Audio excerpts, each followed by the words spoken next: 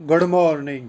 तो biological with Manish में आपका स्वागत है। और आज का जो हमारा टॉपिक है वो है sexual reproduction in flowering plant. इसकी एक वीडियो जो है हम वो पहले भी बना चुके हैं, ये इसका पार्ट 2 है। पहली वीडियो के अंदर हमने फ्लावर के बारे में डिस्कस किया था और फ्लावर के जो सेक्सुअल ऑर्गन होते हैं उनके बारे में डिस्कस किया, और उसके बाद मेल फ्लावर को उसमें डिटेल में हमने पढ़ा था। और आज जो होता है फीमेल पार्ट जो होता है, फीमेल प्रोडक्टिव ऑर्गन जो होता है फ्लावर का, उसको जो होता है हम डिटेल में पढ़ेंगे। और साथ में जो होते हैं फर्टिलाइजेशन को, एंडोस्पर्म को और एम्ब्रायो डेवलपमेंट को भी इसी में कवर करेंगे।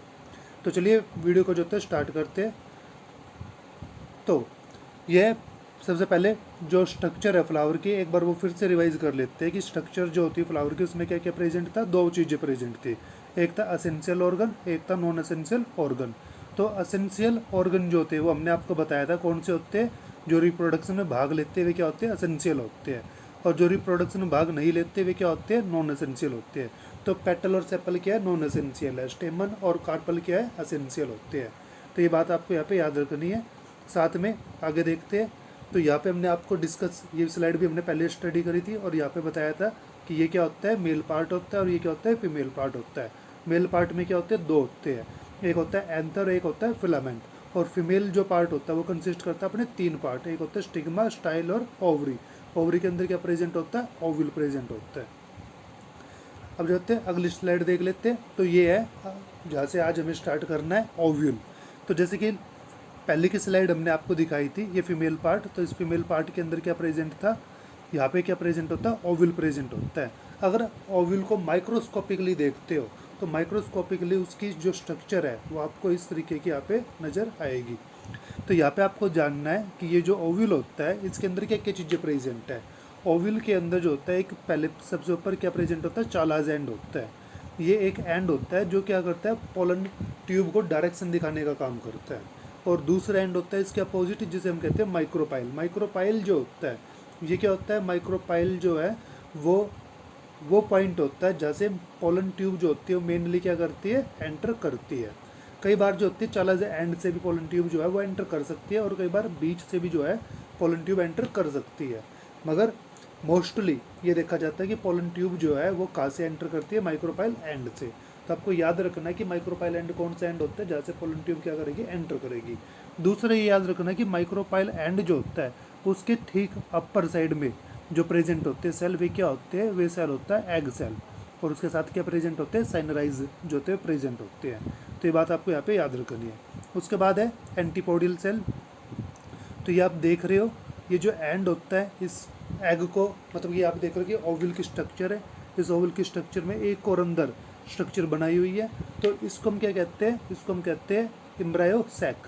ये जो पूरा का पूरा है ये कंप्लीट, ये क्या है, एम्ब्रायो सैक है। और इसके साथ जो बाहर की तरफ है, जो ये हिस्सा है जिसमें हम कलर कर रहे हैं ब्लू, ये क्या होता है, न्यूसिलस होता है। इसके बाद ये जो हम कवरिंग दिखा रही है दो, ये होते हैं इंटुगमेंटेड। ये होती है आउटर बाहर की तरफ है इसलिए, और ये होता है इनर इंटुगमेंटेड, ये कवरिंग करने का काम करती है। इसी के साथ जो होता है आपको याद रखना है कि ये क्या होता है, फिनिकल्स होता है, जो क्या काम करता है, जो प्लेसेंटा के साथ किसको जोड़ के रखता है, ओव्यूल्स को जोड़ के रखता है। तो ये बातें जो होती है ये इसकी मतलब कि इन्फॉर्मेशन आपको याद रखनी है। साथ में मेनली जो हमें पढ़ना है यहाँ पे और जो ध्यान देना है वो है एम्ब्रायो सैक के बारे में। तो एम्ब्रायो सैक जो होता है इसमें आपको ध्यान रखना है कि क्या क्या होते हैं। ये होते हैं एंटीपोडियल सेल, जो किसकी तरफ प्रेजेंट है, चालाज एंड की तरफ जो है प्रेजेंट है। उसके बीच में जो प्रेजेंट होता है इसे कहते हैं सेकेंडरी न्यूक्लियस। एक्चुअल में इससे क्वेश्चन आता है, तो इस क्वेश्चन को आपको यहाँ पे ध्यान देना है कि वो आपसे पूछेगा कि इसके अंदर कितने सेल होते हैं और कितने न्यूक्लियस प्रेजेंट होते हैं। कई बार जो होता है वो आपको गिन के बता भी देगा कि 7 सेल होते हैं या 8 न्यूक्लियस होते हैं, या 8 न्यूक्लियस होते हैं 7 सेल होते हैं। तो इस तरीके से जो होता है आपके पास क्वेश्चन आएगा, तो आपको क्वेश्चन को क्या करना है, ध्यान से देखना है। और स्ट्रक्चर आपने अगर ढंग से पढ़ रखी है तो आप उसका आंसर दे देंगे। जैसे कि देखिए इसने क्या कर रखा है, इसने यहाँ पे हम काउंट करते हैं। तो यहाँ पे अपर क्या है, 3 सेल है, यहाँ पे लोअर क्या है, 3 सेल है, और यहाँ पे बीच में क्या दिख रहा है आपको, 1 सेल। तो सेल कितनी होगी यहाँ पे, सेल आपका होगी यहाँ पे होगी 7। और न्यूक्लियस अगर आप देखोगे तो हर एक सेल के अंदर क्या होता है, एक न्यूक्लियस होता है। तो यहाँ पे 7 न्यूक्लियस हो गए। मगर यहाँ पे अब मिडल में देखोगे ना, तो मिडल में क्या होगा, ये सेल क्या होती है, इसमें 2 न्यूक्लियस प्रेजेंट होते हैं। तो यहाँ पे आप कहोगे कि इसमें क्या है, 7 सेल होती है और 8 क्या होते हैं, न्यूक्लियस होते हैं। तो ये बात जो है आपको ध्यान में रखनी है। यहाँ से जो होते हैं, कई बार क्वेश्चन है HTET में भी आया, KVS में भी आया है, तो ये आपको यहाँ पे ध्यान रखना है। और इनके नाम जो होते हैं वो याद रखने, साथ में फंक्शन याद रखना है। तो सेकेंडरी न्यूक्लियस जो होता है वो बाद में फर्टिलाइजेशन के बाद वो किस में कन्वर्ट हो जाता है, वो एंडोस्पर्म जो होता है उसके अंदर कन्वर्ट हो जाता है। इसी के साथ ही जो नीचे यहाँ पे देख रहे हो आप 2 साइडों में, ये होते हैं साइनराइज्ड सेल। साइनराइज्ड सेल का मतलब होता है जो नर्सिंग देते हैं, जो खाना प्रोवाइड करते हैं, किसको, एग सेल को। ये एग सेल फर्टिलाइजेशन के बाद किस में कन्वर्ट हो जाएगा, ये कन्वर्ट हो जाएगा एम्ब्रायो के अंदर, जायगोट के अंदर, फिर एम्ब्रायो के अंदर। तो एम्ब्रायो बनने के लिए जायगोट से उसमें काफ़ी सेल होती है, तो उन सेल्स को डिवाइड होने के लिए क्या चाहिए, फूड चाहिए। वो फूड कौन प्रोवाइड करेगा, वो फूड प्रोवाइड करेगा एंडोस्पर्म और साइनराइज्ड सेल।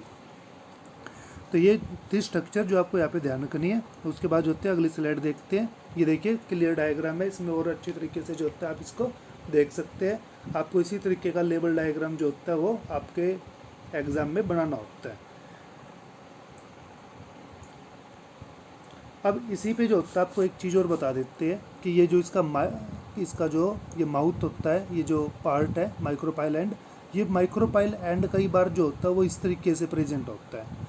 तो इसका जो होता है एक अलग नाम होता है। ये माइक्रोपाइल एंड जो होता है कई बार क्या होता है इस तरीके से होता है ऊपर, तो इसका जो होता है अलग नाम होता है। तो ये अलग अलग तरह के जो होते हैं ये ओव्यूल्स होते हैं, इनकी स्ट्रक्चर्स होती है। अगर ये जो माउथ है इसका ये अपर की तरफ है तो इसे हम क्या कहते हैं, ऑर्थोट्रोफस कहते हैं। अगर इसी की तरह जैसे ये दिख रहा है डायग्राम ऐसा ही है बिल्कुल सेम, तो इसे हम कहते हैं एनाट्रोफस। अगर इसका माउथ जो होता है ये माइक्रोपाइल एंड इस तरीके से है तो इसको हम जो होता है हेमिट्रोफस कहते हैं। अगर इसका माउथ जो होता है वो थोड़ा सा झुका हुआ है इस तरीके से, तो इसको हम क्या कहते हैं, इसको हम कहते हैं कॉम्प्लोट्रोफस। तो इस तरीके से जो होता है इसके अलग अलग नाम होते हैं। और कई बार जो होता है जैसे अगर नीट का एग्जाम आप दे रहे हो तो पूछ लेते हैं कि ऑर्थोट्रोफस जिसका फेस जो होता है वो ऊपर की तरफ होता है, ये किस में पाया जाता है। आपको एग्जाम्पल दे देंगे वे 3-4, उसमें से आपको सर्च करके बताना होगा। तो आपको याद रखना है किसके अंदर होता है, ये पॉलीगोनम के अंदर होता है। जैसे कि ये डायग्राम आपको दिख रहा है इस तरह का, किसके अंदर होता है, इसे कहते हैं एनाट्रोफस। ये होता है हेलिएंथस के अंदर। तो इस तरीके से जो होता है आपको उनके नाम जो है वो याद रखने हैं कि जब इसका फेस नीचे की तरफ है तो इसे हम क्या कहते हैं, जब इसका फेस अपर की तरफ है तो हम इसे क्या कहते हैं, और जब इसका फेस जो होता है वो सामने की तरफ है तो क्या कहते हैं इसे। तो ये चीज़ें जो होती है डिटेल आपको इसमें लर्न करनी है अगर आप नीट वगैरह की तैयारी कर रहे हैं तो। अब देखते हैं एम्ब्रायो, डेवलपमेंट ऑफ एम्ब्रायोसाइट। जो ओव्यूल था, ओव्यूल के अंदर जैसे ओव्यूल था ये इसकी आउटर इंटीग्यूमेंट थी, इसके बाद इनर थी, और उसके बाद क्या था ये न्यूसिलस था। अब न्यूसिलस में ये एम्ब्रायोसाइट कैसे बनी, तो इसकी डेवलपमेंट को जो होता है हम यहाँ पे क्या करेंगे, स्टडी करेंगे कि इसमें ऐसा क्या हुआ। तो देखिए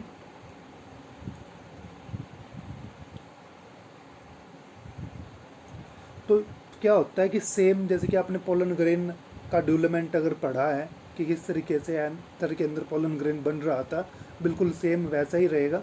ठीक है, एक बार इसमें देख लेते हैं, फिर इसके बाद एक डायग्राम आपको दिखाएंगे, उसमें आपको अच्छी तरीके से वो समझ में आएगा।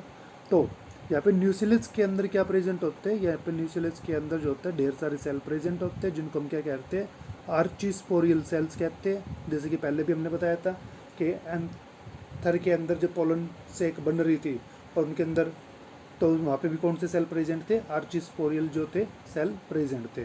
जैसे कि वहाँ पे क्या प्रेजेंट था, पोलन सेक थी, या पे इस मतलब कि फीमेल में क्या प्रेजेंट है, एम्ब्रायोसाइट प्रेजेंट है। उसी तरीके से वो पोलन सेक भी आर्चिस्पोरियल सेल से बन रही थी, ये भी किससे बन रही है, आर्चिस्पोरियल सेल से। तो यहाँ पे ढेर सारे क्या प्रेजेंट होते हैं, आर्चिस्पोरियल सेल्स होते हैं। उनमें से कोई एक सेल अपने आप को क्या करेगा, डिफ्रेंशिएट कर लेगा और अपने आप को डिवाइड करना स्टार्ट कर देगा। जब वो डिवाइड करेगा तो वो क्या करेगा, 2 तरह के सेल बनाएगा।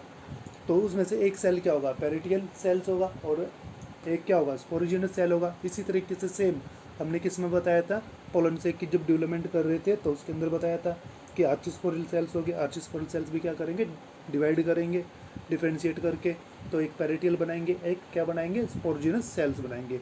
तो यहाँ पे इनकी डेवलपमेंट जो है वो लगभग क्या है, समान है। तो चलिए इसे डायग्राम में देख लेते हैं। तो देखिए डायग्राम दिखा रखा है, इस डायग्राम में आपको समझ में आएगा। तो ये था सेल, ठीक है, जो कि आर्चिस्पोरियल सेल्स था। अभी आर्चिस्पोरियल सेल्स क्या हो गया, डिवाइड हो गया। तो एक इसने क्या बना लिया, स्पोरोजिनस सेल्स बना लिया, एक ये क्या बना लिया, एक ये बना लिया इसने प्राइमरी पेरिटियल सेल्स। तो डिवाइड होकर इसने क्या बना लिए, इसने 2 सेल बना लिए, एक है पेरिटियल और एक है स्पोरोजिनस सेल। अब क्या हो रहा है कि जो पेरिटियल सेल्स है वे क्या कर रहे हैं, अपने आप को डिवाइड कर रहे हैं। जैसे कि इस डायग्राम में आप देख रहे हो, ये क्या करेंगे, अपने आप को डिवाइड करेंगे। सबसे पहले क्या करेगा, पेरिटियल सेल्स अपने आप को डिवाइड करेगा। वहाँ पे भी क्या हो रहा था मेल पार्ट में, मेल पार्ट की जब पोलन सेक डेवलपमेंट पढ़ रहे थे हम, तो वहाँ पे भी क्या था, पेरिटियल सेल्स डिवाइड कर रहे थे बार बार। स्पोरोजिनस सेल्स ने डिवाइडेशन बाद में स्टार्ट करी थी। इतने स्पोरोजिनस सेल्स क्या कर रहे थे, अपना साइज इंक्रीज कर रहे थे। जैसे डायग्राम में आप देख रहे हो तो इसका क्या हो रहा है, साइज इंक्रीज हो रहा है। तो जैसे जैसे स्पोरोजिनस सेल्स अपना साइज इंक्रीज करेंगे, वैसे वैसे पेरिटियल सेल्स अपने आप को क्या करेंगे, डिवाइड करेंगे।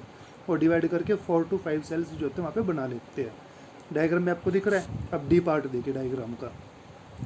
इसमें क्या होता है कि टाइम आने पर स्पोरोजिनस सेल्स अपना साइज और बड़ा करते हैं और काफ़ी बड़े हो जाते हैं। बड़ा होने पर क्या होता है कि जो पेरिटियल सेल्स थे उनसे न्यूट्रिशन वे खींच लेते हैं। जैसे पेरिटियल सेल से न्यूट्रिशन लेंगे वे, तो पेरिटियल सेल्स क्या हो जाते हैं, वे कंजर्व होना स्टार्ट हो जाते हैं और धीरे धीरे क्या हो जाते हैं, वे वहाँ से ख़त्म हो जाते हैं। क्योंकि उनका न्यूट्रिशन कौन लेता रहता है, और उसका न्यूट्रिशन स्पोरोजिनस सेल लेता है। और स्पोरोजिनस सेल्स क्या करेगा, अपना साइज़ बड़ा करेगा और बड़ा करेगा और बड़ा करता रहेगा। जब स्पोरोजिनस सेल्स अपना साइज़ बड़ा कर लेते हैं तो वे अपने अंदर क्या करते हैं, वे अपने अंदर डिवाइडेशन कर लेते हैं। जैसे कि देख रहे, न्यूक्लियस क्या हो जाता है, उसका डिवाइड हो जाता है 2 में। और एक न्यूक्लियस जो होता है वो क्या चला जाता है, एक पोल पर चला जाता है, दूसरा उसके अपोजिट पोल पे चला जाता है। जब न्यूक्लियस अपोजिट पोल पे चली जाती है तो ये क्या करते हैं, फिर से डिवाइड करते हैं। क्यों करते हैं, क्योंकि इसमें क्या हो रही है, म्योसिस हो रही है। यहाँ पे स्पोरोजिनस क्या करता है, म्योसिस करता है। म्योसिस करके क्या बनेंगे, 2 बनाएंगे, 2 से क्या बनेंगे, 4 बनेंगे। तो यहाँ पे इन्होंने क्या कर लिया, अपने आप को डिवाइड कर लिया। डिवाइड करने के बाद क्या होता है, इसमें म्योसिस होनी स्टार्ट हो जाएगी। म्योसिस होने के बाद क्या बनेंगे, 2, 2 से क्या बन जाएंगे, 4। तो यहाँ पे क्या होगा, एक तरीके से इस तरफ भी 4 न्यूक्लियस प्रेजेंट है और यहाँ पे भी क्या है, 4 न्यूक्लियस प्रेजेंट है। और उसके बाद क्या होगा, 3 जो होते हैं वो एक ही पोल पर रह जाएंगे, यहाँ पे भी 3, और एक एक इनका क्या आ जाएगा, सेंटर में आ जाएगा। अब सेंटर में आने के बाद जब आप इसे देखेंगे तो ये क्या होता है कि ये काफ़ी क्लोज होते हैं दोनों। ये दोनों इतने क्लोज होते हैं कि आप दूर से जब इनको देखते हो तो ये आपको एक ही सेल नज़र आते हैं। और जब आप इसको इलेक्ट्रॉन माइक्रोस्कोप से देखोगे अच्छी तरीके से तो आपको क्या नज़र आएंगे, ये 2 अलग अलग क्लोजली अटैच सेल जो है वे नज़र आएंगे। तो नॉर्मली जब हम दूर से देख के बता रहे हैं तो हमें क्या नज़र आ रहा है, एक ही सेल नज़र आ रहा है। तो इसलिए इसे हम क्या कह देते हैं, सेकेंडरी न्यूक्लियस जो होता है इसे नाम देते हैं। और इसी तरीके से जो एक साइड के होते हैं वे अपने आप को अरेंज कर लेते हैं और वो कहलाता है एंटीपोडियल। और ये होते हैं चालाज एंड की तरफ के, और उसके अपोजिट जो होते हैं वे अपने आप को डिफ्रेंशिएट कर लेते हैं। तो 2 साइनराइज बनते हैं उसके, और एक क्या बनता है, एग सेल बनता है। तो इस तरीके से आपके एम्ब्रायोसाइट के अंदर जो ये डेवलपमेंट हो रही थी, ठीक है, ये जो है कंप्लीट हो जाती है। तो ये आपको यहाँ पे मेनली जो है पढ़ना था। अब देखते हैं अगली स्लाइड। तो अब हमारा जो है वो एम्ब्रायोसैक जो है, मतलब कि ओव्यूल्स जो है वो बन के रेडी हो चुका है। अब जो है बारी है किसकी, पोलिनेशन कराने की। पोलिनेशन में क्या होता है, देखिए पोलिनेशन बताने से पहले एक बात जान लीजिए कि हमने जो है क्या पढ़ा है चैप्टर में, हमने एक बार मेल गैमिट को जो है वो पढ़ लिया है। उसमें हमने पढ़ा था कि पोलन ग्रेन जो है वो बन के तैयार हो गया। अब हमने क्या पढ़ा है, फीमेल गैमिट के बारे में। अब जो ओव्यूल था वो क्या बन के तैयार हो गया। अब इनका क्या कराना है, फर्टिलाइजेशन कराना है। तो फर्टिलाइजेशन क्या होगा, फर्टिलाइजेशन जब होगा जब ये पोलन ग्रेन यहाँ से यहाँ तक पहुँचेगा। तो उस प्रोसेस को हम क्या कहते हैं, उसको हम कहते हैं पोलिनेशन। तो इस तरीके से जो हम चैप्टर को यहाँ पे स्टडी कर रहे हैं, तो ये ध्यान में रखना आप समझने के लिए। तो पोलिनेशन क्या होता है, पोलिनेशन का मतलब होता है कि मेल पार्ट से फीमेल पार्ट तक क्या हो, गैमिट ट्रांसफ़र हो जाए प्लांट के ऊपर। तो उस प्रोसेस को हम क्या कहते हैं, पोलिनेशन कहते हैं। Transfer of pollen grain from anther to stigma of flower is called the pollination. अब पोलिनेशन जो होता है उसके टाइप होते हैं। देखिए जैसे डायग्राम में आपको दिख रहा है कि ये क्या है, पोलिनेशन है। और पोलिनेशन जो होता है वो अलग अलग एजेंट के बेस पे भी होता है। इस पे भी जो हम डिस्कस करेंगे, मगर पहले जो है टाइप के बारे में डिस्कस कर लेते हैं। तो पोलिनेशन के क्या होते हैं, टाइप होते हैं। एक होता है सेल्फ पोलिनेशन, एक क्या होता है, क्रॉस पोलिनेशन। सेल्फ पोलिनेशन और क्रॉस पोलिनेशन में क्या होता है कि सेल्फ पोलिनेशन में ये है कि जो फ्लावर है और जो सेम प्रजाति है, सेम स्पीसीज है, उसी पर क्या होगा, पोलन ग्रेन ट्रांसफ़र होगा, या फ्लावर टू फ्लावर पे होगा, मतलब अपने ही फ्लावर पे होगा, या फिर दूसरा भी जो होगा तो वो क्या होगा, सेम होगा, ठीक है, या अपने सेम प्लांट पर जो है वो क्या होगा, प्रेजेंट ही होगा। तो ये होता है सेल्फ। क्रॉस पे क्या होगा, क्रॉस पे जो होता है एक फ्लावर से दूसरे फ्लावर पे जाएगा और वो दूसरी प्रजाति का भी जो है हो सकता है। जैसे कि एक आपने लिया रेड रोज़ और एक लिया वाइट रोज़, तो रेड रोज़ से वाइट रोज़ पे चला गया, वो क्रॉस है। तो अगर आपने सेम ब्रीड लिए, सेम स्पेसीज लिए, तो वो क्या है, जैसे रोज़ था और दूसरा भी क्या है, सॉरी एक रेड रोज़ था और दूसरा भी क्या है, रेड रोज़ ही है, तो वो क्या था, वो हो जाएगा आपका सेल्फ पोलिनेशन। तो इसमें सेल्फ पोलिनेशन में भी जो होती है आगे चल के क्या हो जाती है, डिवाइडेशन हो जाती है। एक होता है जिसे हम कहते हैं आउटोगेमी, ये आपको याद रखना है, इम्पोर्टेंट है, आउटोगेमी, और एक होता है जिटनोगेमी।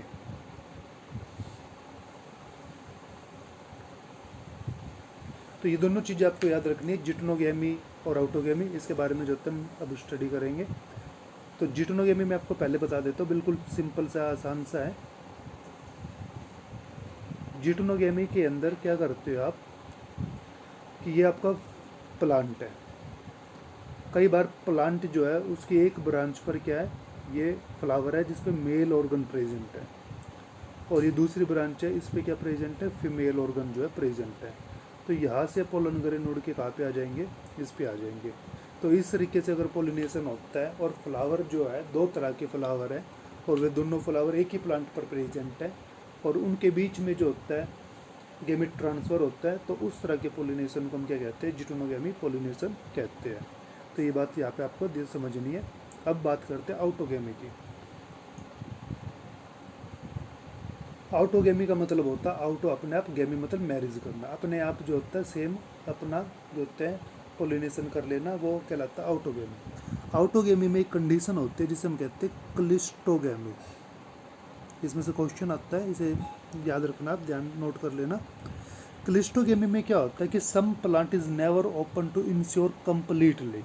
इसमें जो फ्लावर होगा उसी के पास क्या है, फीमेल पार्ट भी प्रेजेंट है, उसी के पास क्या है, मेल पार्ट भी है।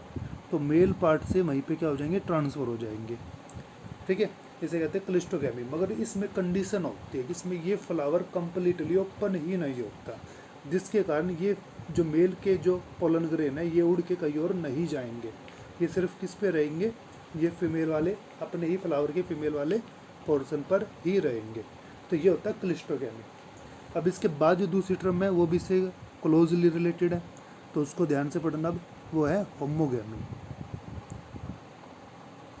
इसमें क्या है कि इसमें हम जो फ्लावर यूज़ कर रहे हैं वो फ्लावर ऐसा है जिस पे मेल और फीमेल पार्ट जो है वो दोनों एक ही है, मतलब ये बाइसेक्सुअल है। क्लिस्टोगेमी में भी बाइसेक्सुअल था, होमोगेमी में भी। अब होमोगेमी में क्या है कि anther and stigma of bisexual flower of some plant is mature at the same time. कई बार क्या होता है कि ये फ्लावर है जिस पे मेल भी है और फीमेल भी है, मगर इसका मेल जो है वो पहले क्या हो जाता है, मैच्योर हो जाता है, और फीमेल जो होता है बाद में मैच्योर होता है। इतने मेल जो होता है वो सेड हो जाता है जब फीमेल मैच्योर हो रहा है, तो दोनों के बीच में जो होता है पोलिनेशन नहीं हो पाएगा, क्योंकि एक बार जब मेल मैच्योर हो रहा है तो फीमेल मैच्योर नहीं होगा, फीमेल मैच्योर होगा तो मेल मैच्योर होकर डाइड हो चुका होगा, ठीक है। तो ज़रूरी ये है कि दोनों जो है वो एक ही टाइम पर क्या हो, मैच्योर हो। अगर वे दोनों एक ही टाइम पे मैच्योर होते हैं तो उसे हम क्या कहते हैं, उसे हम कहते हैं होमोगेमी, और उनके बीच में सेल्फ पोलिनेशन हो सकता है, ठीक है। तो ये बात जो होती है आपको याद रखनी है। ये थे इसके टाइप जो सेल्फ पोलिनेशन में पूछे जाते हैं। आउटोगेमी जो होता है कई बार पेपर में आ जाता है, उसी में क्लिस्टोगेमी भी आ जाता है और जिटोनोगेमी भी, ठीक है। अब बात करते हैं हम क्रॉस पोलिनेशन की। क्रॉस पोलिनेशन में क्या होता है, क्रॉस पोलिनेशन में transfer of pollen grain from the flower of one plant to the stigma of other flower of another plant. इसमें क्या होता है कि एक प्लांट से दूसरे प्लांट के फ्लावर पर पोलन ग्रेन जो है चला जाता है। इसको जिनोगेमी भी कहते हैं, जिनोगेमी। कई बार नाम बदल के भी जो है क्वेश्चन दे देते हैं, तो याद रखना इसको। अब देखिए इसमें एक चीज़ होती है, इसके भी अलग अलग टाइप होते हैं, उसमें से एक होता है हर्कोगेमी अब हर्कोगेमी क्या होता है ये समझ लेते हैं। The flower possess some chemical barrier on the stigmata surface to avoid the self pollination. मतलब कि क्या होगा, इसमें फ्लावर है, फ्लावर के पास क्या है, फीमेल पार्ट भी है और मेल पार्ट भी है, फिर भी क्या हो रहा है, इसमें सेल्फ पोलिनेशन नहीं हो रहा। क्यों नहीं हो रहा? क्योंकि ये जो स्टिग्मा है इसके ऊपर कुछ स्पेशल केमिकल्स आ जाते हैं जो इसके पोलन ग्रेन को यहाँ पे अटैच नहीं होने देते, तो जिसके कारण यहाँ पे सेल्फ पोलिनेशन संभव नहीं होती। तो इस तरह की कंडीशन को हम क्या कहते हैं, हर्कोगेमी कहते हैं। इसी के साथ एक और यहाँ पे टर्म होती है जिसको याद रखना है, ये होता है डिचोगेमी। डिचोगेमी में क्या होता है, डिचोगेमी में होता है कि pollen and stigma of flower mature at the different time to avoid the self pollination. जैसे होमोगेमी था, होमोगेमी में क्या हो रहा था, सेम टाइम पे हो रहा था, डिचोगेमी में क्या होगा, डिफरेंट टाइम पे होगा। ठीक है, बस उसका उल्टा है। अगर इसमें मेल पार्ट पहले ग्रो कर जाता है तो उसे हम कहते हैं प्रोटेंड्री। क्या कहते हैं उसे हम कहते हैं प्रोटेंड्री। ठीक है, अगर फीमेल पार्ट जब पहले ग्रो कर जाता है तो हम कहते हैं प्रोटोगाइनी। गाइनी मतलब फीमेल, एंड्री मतलब मेल। तो इस तरीके से जो होता है हम इसका नाम दे देते हैं। ठीक है, तो ये था क्रॉस पोलिनेशन, जिसमें आपको यहाँ पे ध्यान रखना है, अलग अलग चीज़ें होती है, टर्म्स होते हैं इसमें छोटी छोटी डीपली, तो इनको कई बार पूछ लेते हैं। अब बात करते हैं पोलिनेशन एजेंट की, क्योंकि पोलिनेशन एजेंट के बेस पर भी जो होता है वो पोलिनेशन होता है। तो पोलिनेशन एजेंट क्या क्या होते हैं? एक पोलिनेशन एजेंट जो होता है वो आपका क्या होती है, वो होता है विंड। तो कई बार साइंटिफिक नेम से पूछ लेते हैं कि विंड पोलिनेशन को क्या कहते हैं, या फिर कह देते हैं एनीमोफिल जो है पोलिनेशन, इसका क्या मतलब है? तो आपको याद रखना कि एनीमोफिल का मतलब है विंड के द्वारा पोलिनेशन होना। तो ये बात जो होती है वो कई बार पूछते हैं, तो ये आपको याद रखना है। कई बार जो होते हैं वाटर की पूछ लेते हैं कि वाटर के द्वारा जब होता है तो उसे हम क्या कहते हैं। तो वाटर के द्वारा जब होता है तो उसे हम क्या कहते हैं, उसे हम कहते हैं हाइड्रोफिल। ये बात भी आपको याद रखनी है। कई बार जो होता है वो पूछ लेते हैं इंसेक्ट जो होता है, इंसेक्ट वाले को हम कहते हैं एंटोमोफिली। ठीक है, तो ये आपको नाम याद रखने, क्योंकि साइंटिफिक नेम जो होता है कई बार पूछ लेते हैं। और कई बार ये भी पूछ लेते हैं कि जो फ्लावर है वो किस टाइप का होना चाहिए, जो विंड पोलिनेशन हो रही है तो जब इंसेक्ट के थ्रू हो रही है तो कैसा होना चाहिए। अभी इंसेक्ट जो है वो किसकी तरफ अट्रैक्ट होता है, वो कलर की तरफ अट्रैक्ट होता है। तो इसके पेटल और सेपल कैसे होनी चाहिए, कलर्ड होनी चाहिए। अब एयर है, एयर तो देख नहीं सकती ना और कुछ, तो कलर्ड हो ना हो तो उससे कोई फ़र्क नहीं पड़ता।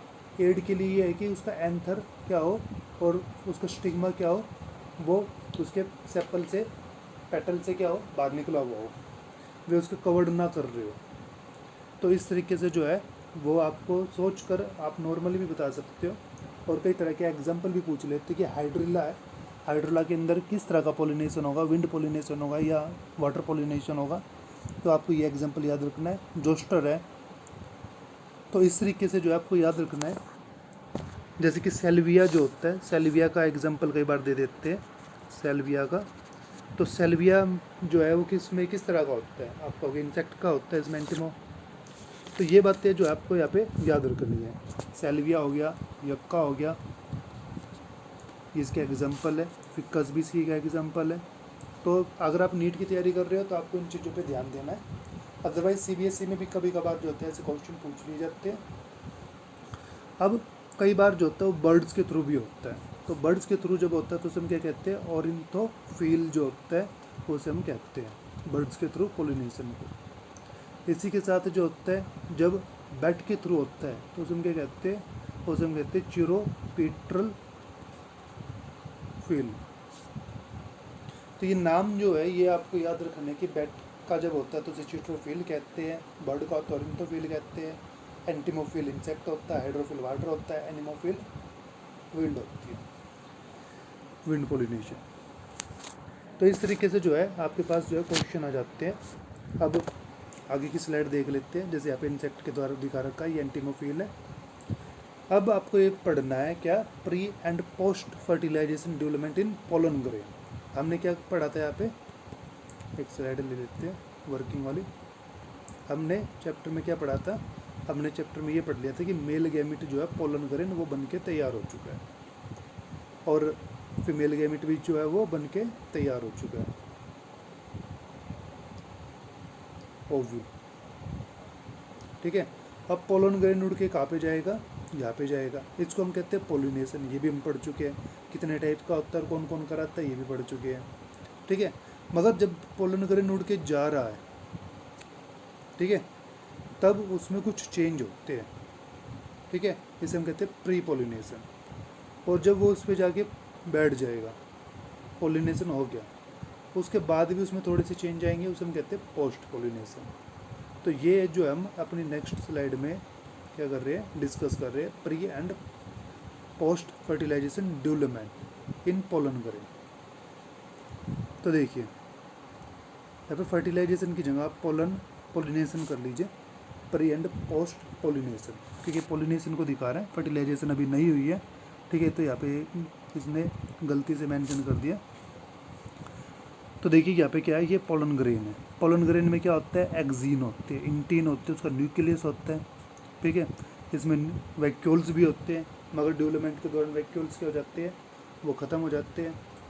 तो होता क्या है इसमें,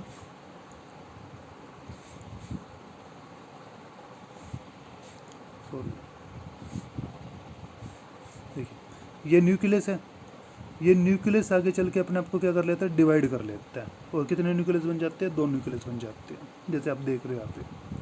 तो एक न्यूक्लियस आपका साइटोप्लाज्म के सेंटर में रह जाता है और एक न्यूक्लियस कहाँ पे आ जाता है, आपका पेरिफेरी किनारे पर आ जाता है। जो पेरिफेरी पे आता है ये क्या करता है, ये अपने चारों तरफ एक कैलोज की लेयर बना लेता है इस तरीके से। ये कैलोज की लेयर जो होती है वो इसका कनेक्शन जो है दूसरे से तोड़ देती है। तो जो ये होता है इसको हम क्या कहते हैं, जर्मिनेटिव कहते हैं। और जिस सेंटर में रह जाते हैं हम क्या कहते हैं, जैसे ट्यूब न्यूक्लियस या वेजिटेटिव न्यूक्लियस आप कहते हैं, जैसे कि यहाँ पे आपको इसमें दिखाई दे रहा है। ये एक्चुअल में इसके साथ क्या होता है, अटैच होता है बिल्कुल कैलोज लेयर के थ्रू, ये इससे डिसअपियर नहीं होता। ठीक है, यहाँ पे डायग्राम में बीच में दिखा दिया। तो ये इतना क्या है, प्री पोलिनेशन है, पोलिनेशन से पहले। अब जो स्टिग्मा था उसके ऊपर क्या हो चुका है, पोलन ग्रेन बैठ चुका है जाके। ठीक है, तो जब वो पोलन ग्रेन उस पर जाके बैठ चुका है तो उस कंडीशन को हम क्या कहते हैं, उस कंडीशन को हम कहते हैं पोलन पिस्टल इंट्रैक्शन। तो ये यहाँ पे इसमें से भी जो होता है, कई बार क्वेश्चन आ जाता है कि जो ये आपकी पोलन पिस्टल होती है, ठीक है, ये स्टिग्मा था और ये पोलन ग्रेन था, पोलन पिस्टल इंट्रैक्शन के बारे में बताइए क्या होता है। ठीक है, तो आपको याद रखना है कि इसमें क्या होता है, इसमें स्पेसिफिक तरह के प्रोटीन होते हैं। ठीक है, जो आपका स्टिग्मा है, स्टिग्मा के ऊपर स्पेशल तरह के क्या रहते हैं, कई स्टिग्मा जो होते हैं ड्राइड होते हैं, कई जो होते हैं वाटर कंसिस्ट करते हैं। सबसे पहले तो इन पर क्या होता है, मॉइस्चर होता है। इस मॉइस्चर को कौन पकड़ लेता है, पोलन ग्रेन पकड़ लेता है। वो धीरे धीरे वो वाटर जो होता है पोलन ग्रेन के अंदर जाएगा, फिर उसकी जो बाहर की लेयर होती है, हार्ड लेयर एक्सिन, वो ब्रेक डाउन हो जाती है। ब्रेक डाउन होने के बाद पोलन ग्रेन में से कुछ क्या निकलते हैं, एंजाइम्स या प्रोटीन जिन्हें हम कहते हैं, वे जो होते हैं क्या निकलते हैं, बाहर निकलते हैं। और इसी तरीके से स्टिग्मा के ऊपर भी क्या होते हैं, स्पेशल तरह के एंजाइम्स प्रोटीन जो होते हैं प्रेजेंट होते हैं। तो ये दोनों जो होते हैं जब एक दूसरे में बाइंड हो जाते हैं, तो बाइंड होने के बाद जो होता है वो पोलन ट्यूब वहाँ पे बन सकती है। तो आपको याद रखना है कि एंजियोस्पर्म पोलन ग्रेन जो होते हैं have exine which is composed of the sporopollenin. जैसे हमने पहले भी बताया था कि जो पोलन ग्रेन होते हैं उसके पास क्या प्रेजेंट होता है, एक स्पेशल तरह का प्रोटीन होता है जिसे हम क्या कहते हैं, स्पोरोपोलिन कहते हैं। The cavity present in the exine layer are filled with the specific protein, glycoprotein, lipid and certain allergen derived from the anther tapetum. और जो पोलन ग्रेन थे, तो पोलन ग्रेन का क्या था, पोलन ग्रेन की एक्सिन थी और उसके पास कुछ और स्पेशल तरह के भी प्रोटीन प्रेजेंट होते हैं, जो कि क्या होता है, ग्लाइकोप्रोटीन होता है, लिपिड होता है और कुछ तरह के अलर्जन होते हैं, जो किससे बने थे, जो टैप्टम से बने थे। ठीक है, इसी तरीके से जो इंटाइन थी वो भी एक स्पेशल तरह के प्रोटीन से बनी हुई थी जिसे पोलोसैकेराइड कह रहे थे। ठीक है, जो मतलब मेनली पोलोसैकेराइड से जो है बना हुआ था इंटाइन। तो जो स्टिग्मा होता है, वेज स्टिग्मा, वो प्रोसेस करता है प्रोटीन को, अमीनो एसिड को, लिपिड्स को, in the form of free floating secretion. तो वे आपस में क्या कर लेते हैं, एक दूसरे के साथ इंट्रैक्शन कर लेते हैं। अगर इनकी इंट्रैक्शन होती है तो क्या होता है, वहाँ पे पोलन ट्यूब जो होता है जर्मिनेट होना स्टार्ट कर देती है। जैसे कि इस डायग्राम में जो आप देख भी रहे हो कि पोलन ट्यूब क्या हो रही है, जर्मिनेट हो रही है। ठीक है, एक बार दोबारा आपको बता देते हैं कि क्या होता है। ये स्टिग्मा होता है, जब इस पर पोलन ग्रेन आके बैठेगा तो इसको हम क्या कहते हैं, पोलन पिस्टल इंट्रैक्शन कहते हैं। अभी पोलन ग्रेन है, ये कुछ तरह की स्पेसिफिक प्रोटीन रख रहा है। जैसे इसकी एक्सिन है, एक्सिन किससे बनी हुई है, स्पोरोपोलिन से बनी हुई है। इसके एक्सिन जो होते हैं वो और कुछ प्रोटीन भी अपने साथ कंसिस्ट करते हैं, जो कि ग्लाइकोप्रोटीन होते हैं। ठीक है, और कई तरह के अमीनो एसिड्स भी जो होते हैं इसमें प्रेजेंट होते हैं, लिपिड भी इसमें प्रेजेंट होते हैं, एलर्जिन भी इसमें प्रेजेंट होते हैं। इसी तरीके से जो स्टिग्मा है ये वेट होता है, इसके पास भी क्या प्रेजेंट होते हैं, इसके पास भी इसी तरीके से अलग अलग तरह के प्रोटीन प्रेजेंट होते हैं। जब इनके प्रोटीन्स और इसके प्रोटीन के बीच में इंट्रैक्शन हो जाती है, बाउंडिंग इंट्रैक्शन होगी, बॉन्डिंग होगी, तो ये क्या जर्मिनेट करने लग जाएंगे, ये पोलन ट्यूब को बनाना शुरू कर देगा। ठीक है, तो पोलन ट्यूब जब बनती है तो पोलन ट्यूब क्या होती है, जैसे धीरे धीरे एक्सिन टूट जाएगी, इंटाइन टूट जाएगी, और इसका जो साइटोप्लाज्म है वो साइटोप्लाज्म जो होता है बह के नीचे चलना स्टार्ट कर देगा। तो इसमें सबसे पहले क्या था, फ्री न्यूक्लियस प्रेजेंट था, जिसे हम वेजिटेटिव न्यूक्लियस कह रहे थे, ट्यूब न्यूक्लियस। वो बहता हुआ क्या आएगा, इसमें आ जाएगा, जैसे डायग्राम में आपको दिख रहा है, देखो ट्यूब न्यूक्लियस आ गया। उसके बाद जो था, जो जुड़ा हुआ न्यूक्लियस था कैलोज से, वो क्या आएगा, धीरे धीरे बाद में आएगा, तो हम क्या कहेंगे, जर्मिनेटिव न्यूक्लियस कहेंगे। ठीक है, तो पोलन ट्यूब बन जाएगी, और पोलन ट्यूब में क्या होगा, दोनों न्यूक्लियस साइटोप्लाज्म के साथ आगे बढ़ चलेंगे। ठीक है, समझ में आ रहा है। इसके बाद क्या होगा, इसके बाद ये पोलन ट्यूब जो है वो लॉन्ग होती हुई चली जाएगी, और ध्यान रखना है कि जो जर्मिनेटिव था पीछे, वो अपने आप को न्यूक्लियस दोबारा से डिवाइड कर लेगा, और उसमें 2 मेल गैमेट बन जाएंगे, 2 जर्मिनेटिव न्यूक्लियस बन जाएंगे। तो पोलन ट्यूब में कितने न्यूक्लियस रहेंगे, 3 न्यूक्लियस पोलन ट्यूब में रहेंगे। ठीक है, तो देखिए इस डायग्राम में आपको फर्टिलाइजेशन के बारे में इन्होंने बताया हुआ है, और यही से एक और टॉपिक आपको समझना है, जिसे हम कहते हैं सेल्फ इनकम्पेटिबिलिटी। कई बार पेपर में आ जाता है। तो देखिए ये पोलन ग्रेन यहाँ पे आके बैठ गया था, अब यहाँ से क्या बन गई थी, इसमें पोलन ट्यूब बन गई थी।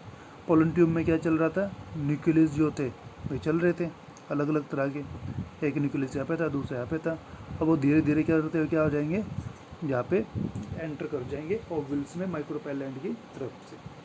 ठीक है, और वहाँ पे जाके एग के साथ क्या कर जाएगा, फ्यूज़ कर जाएगा। इसे हम कहते हैं फर्टिलाइजेशन। ठीक है, fusion of male and female haploid gamete and produce a diploid cell. जब हैप्लॉइड गैमेट जो होते हैं वो आपस में फ्यूज़ कर देते हैं और डिप्लॉइड गैमेट डिप्लॉइड जाइगोट बना देते हैं, डिप्लॉइड सेल बना देते हैं, तो हम क्या कहते हैं, फर्टिलाइजेशन कहते हैं। तो यहाँ पे इस तरीके से क्या हो रही है, फर्टिलाइजेशन हो रही है। ठीक है, आपको समझना है। अब इसी में जो दूसरा केस बनता है उसके बारे में डिस्कस करते हैं। तो वो क्या होता है, वो होता है सेल्फ इनकम्पेटिबिलिटी, मतलब सेल्फ अपने आप ही इनकम्प्लीट रह जाता है प्रोसेस। ठीक है, तो कैसे रहता है वो, इसके बारे में देखते हैं। देखिए होता क्या, जब पोलन ट्यूब एंटर करती है तो पोलन ट्यूब क्या फॉरिजन पार्टिकल है, यहाँ पे क्या होते हैं, यहाँ पे भी सेल प्रेजेंट होते हैं, उनका सिक्रेशन प्रेजेंट होता है। ये सिक्रेशन जो होता है इस पोलन ट्यूब को जो होता है मारने का, ख़त्म करने का, हटाने का जो है काम करते हैं।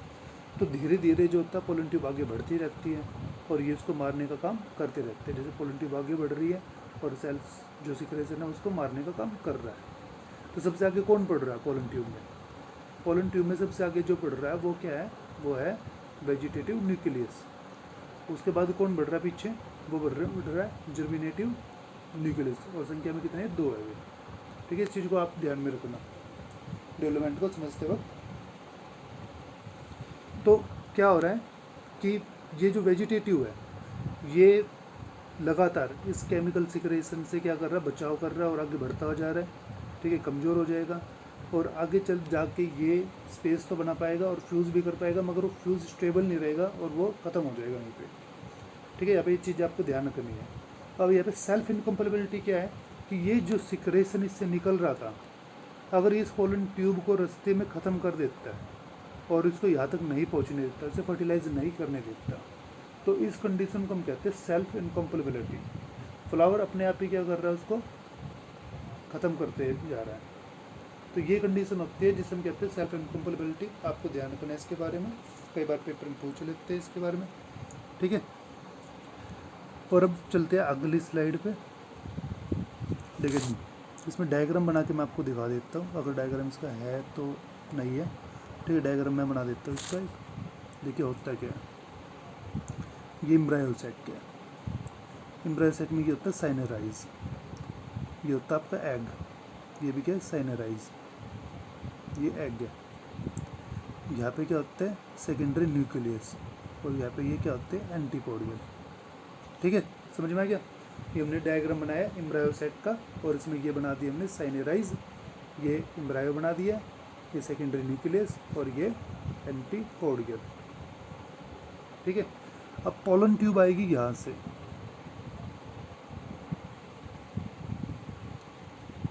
पोलन ट्यूब में सबसे आगे क्या होगा वेजिटेटिव न्यूक्लियस, और सबसे पीछे क्या हो गए दो, जो कि क्या हो गए जर्मिनेटिव न्यूक्लियस, ठीक है। अब ये वाला जो पोर्शन है ये वो सिक्रेशन से लड़ता हुआ आगे जगह बनाता हुआ आ रहा है, तो ये न्यूक्लियस क्या हो जाएगा वीक हो जाएगा। ये आके फ्यूज़ तो करेगा साइनराइज के साथ, किसी भी एक साइनराइज के साथ, मगर यहाँ पे ये स्टेबल नहीं हो पाएगा, और फ्यूज़न के बाद ये क्या हो जाएगा डिजनरेट, ख़त्म हो जाएगा अपने आप ही, ठीक है। उसके बाद कौन आया, उसके बाद जो है वो आया ये जर्मिनेटिव। ये जर्मिनेटिव आएगा और आगे किसके साथ फ्यूज़ कर जाएगा एग के साथ, और ये क्या रहेगा स्टेबल रहेगा, और इससे क्या बन जाएगा, इससे ये डेवलप होके क्या बन जाएगा, ये बन जाएगा जाइगोट, तो याद रखना। और इससे आगे डेवलपमेंट होकर क्या बनेगा ये एम्ब्रायो। अब बचा दूसरा जर्मिनेटिव, ये दूसरा जर्मिनेटिव जो है वो आया, और ये आते हुए क्या करेगा, ये फ्यूज़, यहाँ पे भी फ्यूज़ हो चुका था, ये भी फ्यूज़ हो चुका था, इसने अब ये इसको खाना देना शुरू कर देगा फूड, तो ये डिजनरेट हो जाएगा, तो ये जाके फ्यूज़ करेगा सेकेंडरी न्यूक्लियस से। सेकेंडरी न्यूक्लियस में क्या थे, सेकेंडरी न्यूक्लियस में पहले ही दो न्यूक्लियस थे, अभी तीसरा न्यूक्लियस और आ गया, और ये आपस में फ्यूज़ करके क्या बना देंगे 3N। यहाँ पे फ्यूज़ हुआ था 2 का, तो ये क्या बना रहे थे 2N, ठीक है। समझ में आ रहा है। तो इस तरीके से आपका क्या बन जाएगा, इस तरीके से आपके 3 फ्यूज़ होंगे, तो वो क्या बना देंगे 3N। यहाँ पे क्या था N था, इससे दूसरा N जो टकराया, ठीक है, फीमेल था ये मेल था, टकराया तो क्या बनाया 2N, ये तो कहलाएगा जाइगोट, ये क्या कहलाएगा एंडोस्पर्म बन जाएगा फिर बाद में ये, ठीक है। तो ये आपको यहाँ पे समझना है। तो यहाँ पे क्या हो रहा है, यहाँ पे 2 फर्टिलाइजेशन हो रही है, एक फर्टिलाइजेशन जो वो यहाँ पे हुई है जिसने जाइगोट बनाया, एक कंप्लीट फर्टिलाइजेशन यहाँ पे हुई है जिसने क्या बनाया एंडोस्पर्म बनाया, तो इसे हम कहते हैं डबल फर्टिलाइजेशन। और ये मेनली जो होता है वो एंजियोस्पर्म फ्लावर जो होते हैं उसके अंदर पाया जाता है, ठीक है। तो ये था डबल फर्टिलाइजेशन। अब आगे चलते हैं, डबल फर्टिलाइजेशन के बाद पूछ लेते हैं पेपर में, तो आपको याद रखना है। एक फर्टिलाइजेशन में एक चीज़ और आती है खाली फर्टिलाइजेशन में, कई बार पूछ लेते, ये पूछा जाता है मेनली CBSE लेवल पर, स्फिनोगैमी क्या होता है। जब पोलन ट्यूब के थ्रू फर्टिलाइजेशन हो रही है तो उस प्रोसेस को हम कहते हैं, या उस तरह की फर्टिलाइजेशन को हम कहते हैं स्फिनोगैमी। तो ये भी आपको यहाँ पे याद रखना है। अब देखिए ये है डेवलपमेंट ऑफ एंडोस्पर्म। अब हमारे पास 2 ही चीज़ें बची है, एक तो क्या था, एक तो था ये जाइगोट जो यहाँ पे बना, एक एंडोस्पर्म बना, और बाकी की जो सेल थे उनका क्या हुआ, ये सारी डिजनरेट हो जाएगी और अपना फूड, अपना न्यूट्रिशन इन दोनों को डेवलपमेंट करने में दे देगी, ठीक है। तो बाकी की कोई सेल आपकी नहीं बचेगी, ना साइनराइज सेल बचेगी, ना एंटीपोडियल सेल बचेगी, बचेगा क्या सेकेंडरी न्यूक्लियस जो कि एंडोस्पर्म में कन्वर्ट हो गया था, और जाइगोट। तो हम अब इनकी डेवलपमेंट पढ़ेंगे, पहले हम पढ़ेंगे एंडोस्पर्म की, फिर हम पढ़ेंगे जाइगोट की।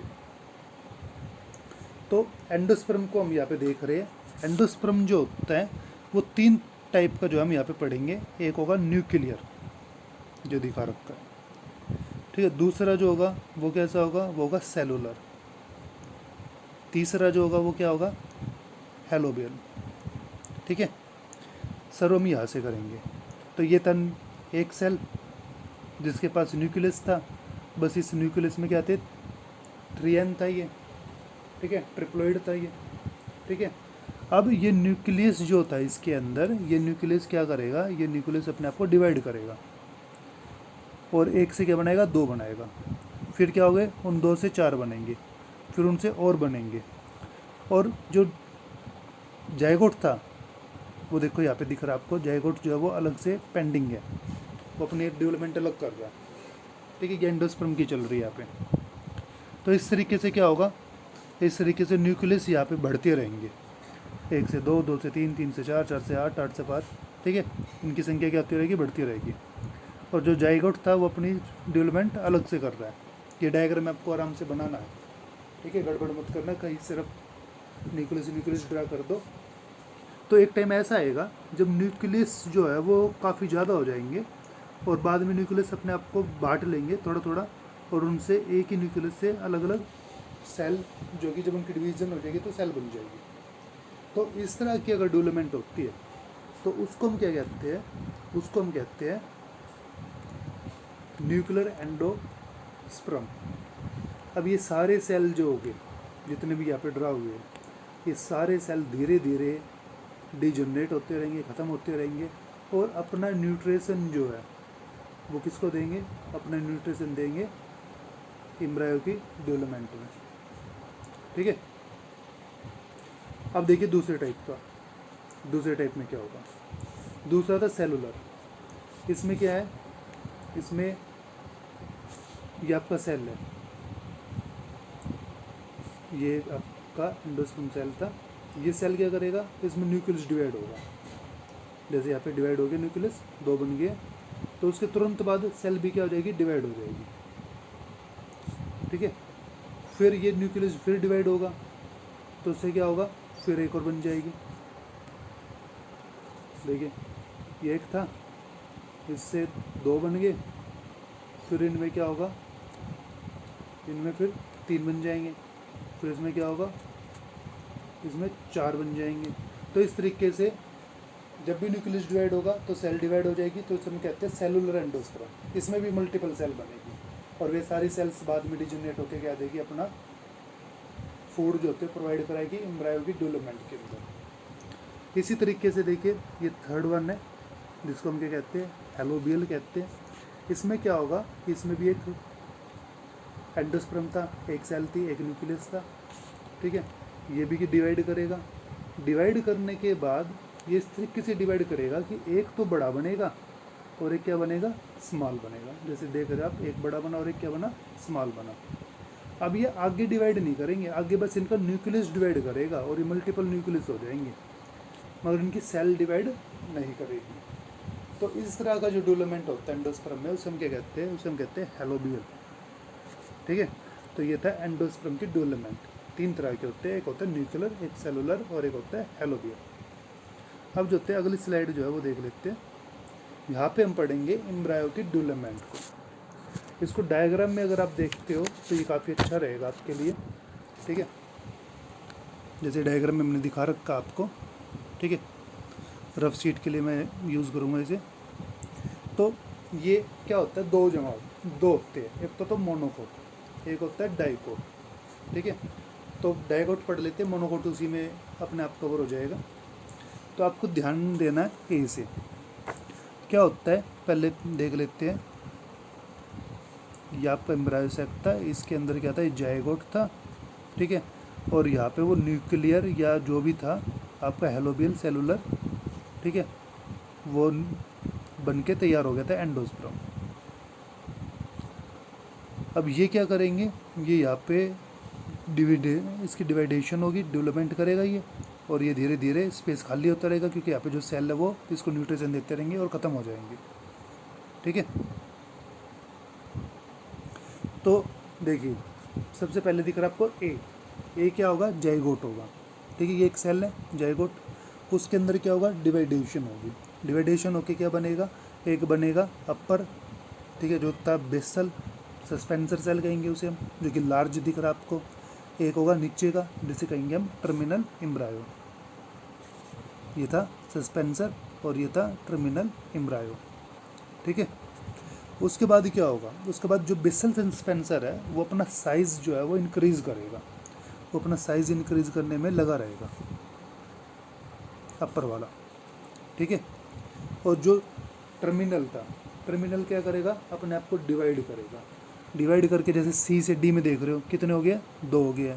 फिर डी से आप देखोगे ई में, एफ में क्या हो गया, और डिवाइड हो गया। तो इस तरीके से ये क्या करेंगे, अपने आप को बार बार डिवाइड करेंगे और डिवाइड करते करते एक स्टॉक जो होते बना लेंगे जिसमें 8 से 9 सेल जो है वो प्रेजेंट होंगे। ठीक है, यहाँ पे देखिए एक क्या होगा, जाइगोट होगा। जाइगोट क्या करेगा, अपने आप को डिवाइड करेगा। डिवाइड करने के बाद क्या होगा, एक सस्पेंसर बनेगा, सस्पेंसर सेल। एक क्या बनेगा, टर्मिनल बनेगा। तब सस्पेंसर सेल अपना साइज क्या करता रहेगा, लार्ज। इतने टर्मिनल सेल क्या करेगा, अपने आप को डिवाइड करेगा। एक से क्या बनेंगे, 2, 2 से क्या बनेंगे, 4, 4 से क्या बनेंगे, 8। इस तरीके से क्या बन जाएगा, पूरा एक स्टॉक जो होता है वो बन के उनके सामने आ जाएगा। ठीक है, तो ये यहाँ पे क्या करना है, आपको ध्यान देना है।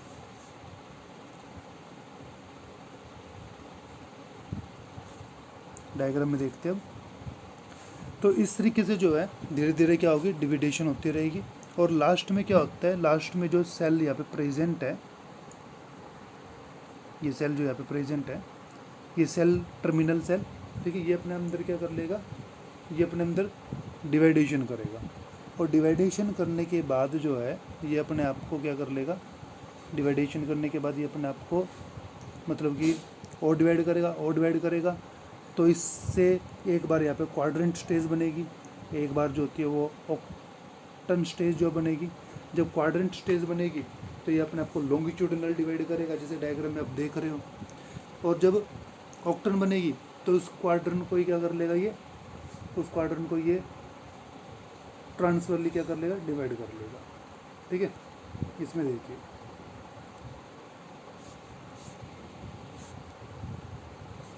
तो ये इन्होंने क्या कर लिया था, ये इस तरीके से स्टॉक बना लिया था। अब इसमें क्या हो गया, इसमें डिवाइडेशन होनी स्टार्ट होगी। ठीक है, तो इससे धीरे धीरे क्या बन जाएगी, ऑक्टन स्टेज बन जाएगी, जिसमें आप दिखाओगे इसके क्या है, 4 सेल हैं। उसके बाद इसमें फिर से क्या हो जाएगी, डिवाइडेशन हो जाएगी। और डिवाइडेशन होने के बाद क्या होगा, फिर से आप दिखाओगे कि इसमें कितने बन चुके हैं, अब 8 सेल, मतलब ऑक्टन स्टेज आ गई है। ऐसे धीरे धीरे ये क्या करता रहेगा, अपने आप को डिवाइड करता रहेगा, और डिवाइड करता रहेगा, और डिवाइड करता रहेगा। तो इस तरीके से ग्लोब लाइक स्ट्रक्चर जो है यहाँ पे बन जाएगी। ठीक है, जैसे यहाँ पे इसमें दिखा रखा क्यू में ये ग्लोब लाइक स्ट्रक्चर जो है यहाँ पे बन गया। अगर आप इतना पढ़ते हो और इतना बताते हो तो ये होते हैं मोनोकोट की डेवलपमेंट। ठीक है, अगर आप इससे आगे पढ़ते हो तो वहाँ पे हम बताना शुरू कर देंगे किसको, डाइकोट को। ठीक है, तो यहाँ पे मैं डायग्राम ड्रा करके बता देता हूँ आपको।